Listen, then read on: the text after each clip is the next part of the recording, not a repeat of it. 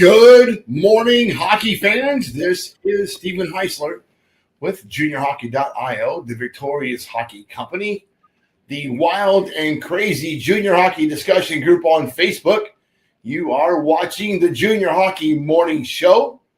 We are on the World Sports Broadcasting Network, WSBN.TV, Facebook, X, YouTube. Tommy, no mistakes this morning. Believe that. Today is January 15th, Wednesday. Lot on the plate this morning. Had to bring in Eric Ballard, the Jackson Hole kid. Are you skiing in Jackson Hole or just doing hockey? No, I'm just doing hockey, buddy. Never skied a day in my life. Yeah. Last time I went skiing, I almost killed myself. Thought maybe I have more courage than I have brains. Not a good combination to be on the ski slope. Not a good combination at our age, and I have zero ambition to ski. So that was a long time ago. I learned a lesson that day. Alyeska, yeah. Fun times. All right.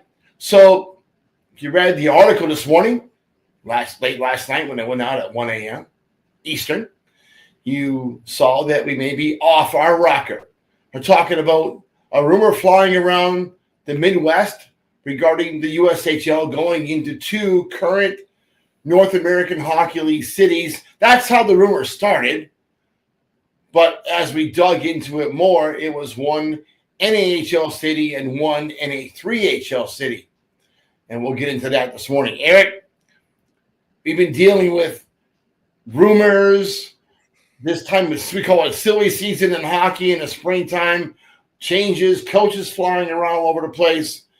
But it's been a long time since we had a USHL team go backwards. It's been a long time. I think you go back to Fargo Moorhead the last time that a USHL team took over an NA market. And then Youngstown did it, right? When they went from the NA to the Youngstown Phantoms. So what do you think about this? I think this whole NCAA, CHL, NIL, changing the landscape on a daily basis, and hang on. It's going to be interesting. I'm not 100% convinced that these two markets that we're going to talk about can come back. They were both former USHL markets at one point, but like you said the silly season. Usually the silly season's March. It's always been done in March, and this year it's gotten it happened before Christmas.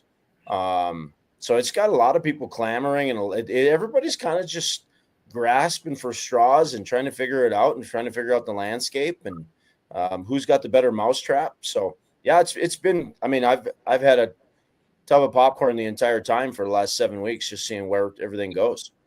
I think this whole shakeup really started last fall, right? When the Brooks Bandits and those guys from Alberta jumped mid-season to the BCHL. Earlier this season, we had teams from the Eastern Hockey League or clubs jump to the USPHL from the EHL. So a lot is going on right now, and there's a lot of turmoil in the game. But I think in the end, it's going to make for better hockey and better college hockey for sure. The teams that we're talking about today are Youngstown and Muskegon are in the USHL. They're currently trying to get into the OHL, Ontario Hockey League, and USA Hockey has denied that change. So instead of losing membership, and that's kind of what the thought process was behind that, I think the plan now may be to relocate that membership into these two markets. The problem is that Mason City is operated by the owner of the Lincoln Stars. And that lease in Lincoln was in question. Now they got it extended, I think, for 5 more years. So that could make room for Muskegon to go to North Iowa. And the thought process is that Youngstown would go into Rochester. Rochester, it was a good market for a long time in the USHL. It did okay as a Minnesota Junior Hockey League team for a number of years. Now it's really picked up with the Grizzlies in the NA3HL, averaging in excess of 1,000 fans a game. You have to believe, Eric, that's a good sign. Oh, there's no question. I mean, geez, I was around years ago coaching my junior B team in the Minnesota League when Danny Nashorn was the owner for the Rochester Mustangs. And did a couple Rozo guy, Roscoe. Roscoe was coaching that team, and Des Moines, and just that whole circuit down there, and they were doing really well. The Rochester Mustangs, it's a great building. It's right centrally located in a good spot. You've got 3 high schools within a stone's throw away. And those junior teams, the Minnesota Ice Hawks picked up after the Mustangs left, and with Fadis group, Doc Fadis and Nick Fadis, and they did a good job. I mean, they were putting a lot of people in the stands, and they picked up a market that was a USHL market, and people wanted the entertainment value. So Rochester makes a lot of sense. It really does. And the city's Rochester's growing, so to have another USHL team in Rochester is not a far-fetched pipe dream at all. How far of a drive is it from Rochester to the cities? Rochester City about an hour and a half, depending on where you're heading to cities. Hour and a half to 2 hours. Yeah, it's everything. I mean, at that time, Rochester, they had the Mustangs, and you had the St. Paul Vulcans. And the St. Paul Vulcans were in the metropolitan area in Minneapolis. So, it's not a bad drive at all. It's not Lincoln or Tri-City all the way to Youngstown. That's for sure. And you have to admit, for the USHL partners in that division with Youngstown and Muskegon, they're going to be probably warmly receiving the idea of those 2 memberships moving closer to the mass of the league. What do you think? Oh, there's no question. Now you're talking about single game sets. You're talking about bus trips that you're heading over to play a game and turning around, coming home immediately after the game. And the old USHL league years ago, Sioux City, Des Moines, Waterloo, all those teams, that wasn't an overnight league. That was, in and out. And I think having those connecting points, again, easily to connect, some of the Eastern teams, Cedar Rapids, Youngstown, Muskegon, Dubuque, have some of those Eastern teams more connected to your Tri-City, your Lincoln, and your Omaha, with some, middle teams, just not Des Moines. It makes total sense. You bring the league closer together, it reduces costs for everybody. It makes it a little bit easier for development. Kids are back in their own beds. Always good to be back in your own bed. So there's a lot of pluses to that. So along this same conversation today, I learned more about the story of additional Big Ten schools going to Division I hockey. Now they would go Division I in both men's and women's hockey. And that's Northwestern, Indiana, Purdue, and Iowa. Was there one more? Was it 4? I think there's 4. So Northwestern, Indiana, Purdue, and Iowa, and Illinois would all be going Division I within the next 24 to 36 months. Now, for everybody outside of Iowa, we know Iowa's got a rink right there in town, easy to reach. But where do the other schools go to? Where does Northwestern decide they're going to be playing out of in the Chicagoland area? What's in Purdue's area to play, and Indiana's area to play? It's all good questions. We know Illinois has got a big building ready to go for them. So how far are we away from Big Ten hockey being a full member, all-member league? Eric? But 24 to 36 months is not far-fetched at all. Greg Powers did it down at ASU. ASU played at Oceanside. Oceanside was a retrofitted, maybe a grocery store. I don't even know what it was. And you know what? And Greg did a great job. And now look what they're playing at the Mullet Center. And, listen, it can happen. And at the NCAA Division I level, you have a ton of boosters, right? There's a ton of alumni. When I was coaching ACHA hockey at CU Boulder, they built a $200 million champion center for the football team, lactic acid cons and new weight rooms, and just listen, when universities get involved and the alumni gets involved, things move a lot quicker than your junior teams and trying to build facilities. So if those markets don't currently have facilities, those universities will find that $25-30 million to put something up, and it won't take long.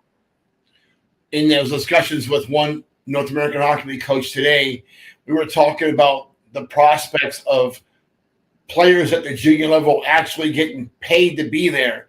And we know they're getting paid somewhat in the OHL, Western Hockey League, and the Q. How is the USHL going to compete with that? Are they going to pay players? Is NIL level money coming to junior hockey? And you know what? At first, I thought that question was far-fetched. But now you think about it, we're probably not far away from that, are we? No. Listen, at the end of the day, the NIL is going to change the landscape dramatically. The NIL is even sneaking into, amateur stuff as far as high school stuff. Now high school stuff is, skates and gloves and sticks and equipment as opposed to financial compensation. You see that coming here real soon too. The NIL is going to change the landscape. There's no question. And it already has really, the rumors of, players being offered $1 million to play at Boston College. Crazy. It's just, and again, it's the haves and have-nots. It's the programs and the universities with the resources that are going to completely benefit from this. But the college hockey is going to change dramatically over the next 3 to 5 years. And don't be surprised. You've talked about it. We've talked about it on the show. That Western, the Western side, with the California and the North American Hockey League potentially going out there. I wouldn't be surprised if you start to see Stanford and Oregon, Fresno State, UCLA, USC to decide to put NCAA college hockey in their facilities as well. So it's going to keep growing. The next 10 years, and 10 years from now, if we're still, not pushing up daisies, I'd like to see how we have a show in 10 years about college hockey. Speaking of Daisy, that's my wife. It's me around all the time, so we get used to that.